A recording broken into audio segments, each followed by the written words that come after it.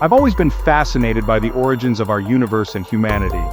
The book of Genesis provides a narrative that has captivated people for millennia. You see, to understand our present and future, we often need to look to our past. So let's take a moment and explore the very beginning, a time before time itself existed. It's a journey that never fails to amaze me. In the beginning, there was only God. And then, with a word, creation burst into existence. Light separated from darkness, land emerged from the seas, and life began to flourish. But the crown jewel of creation was yet to come. Humans, made in God's image, were placed in a paradise called Eden.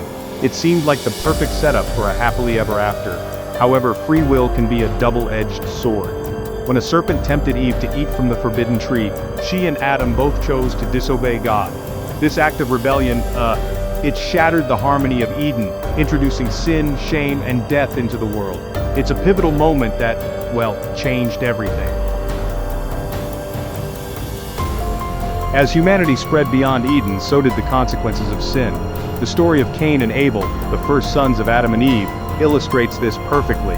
Jealousy led Cain to commit the first murder, killing his own brother. It's a stark reminder of how quickly things can spiral out of control. But even in this darkness, there was a glimmer of hope. Through Seth, another son of Adam and Eve, God preserved a righteous lineage. This line would eventually lead to Noah, a man who found favor in God's eyes despite living in a world consumed by wickedness. The situation had become, well, dire, to say the least. And that brings us to a turning point in the narrative.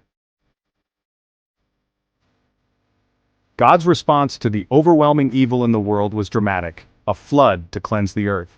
But Noah, his family, and representatives of all animal species were spared, protected in an ark of God's design. For 40 days and nights, water covered the earth, resetting creation. It's a powerful image of both judgment and preservation. When the waters finally receded, God made a covenant with Noah, promising never to destroy the earth by flood again. The rainbow became a symbol of this promise, a bridge between heaven and earth, between God and humanity. It's a powerful reminder that even after judgment, there's room for new beginnings and hope. And that's something we can all relate to, isn't it? These stories from Genesis, creation, fall, and flood, form the foundation of not just the Bible but much of Western culture and thought. They grapple with big questions. Where did we come from? Why is there evil in the world? How does God relate to humanity? As we continue to wrestle with these questions today, these ancient narratives continue to offer insights and provoke thought, reminding us of our complex relationship with our Creator and our world. And that's something that, well, never ceases to amaze me.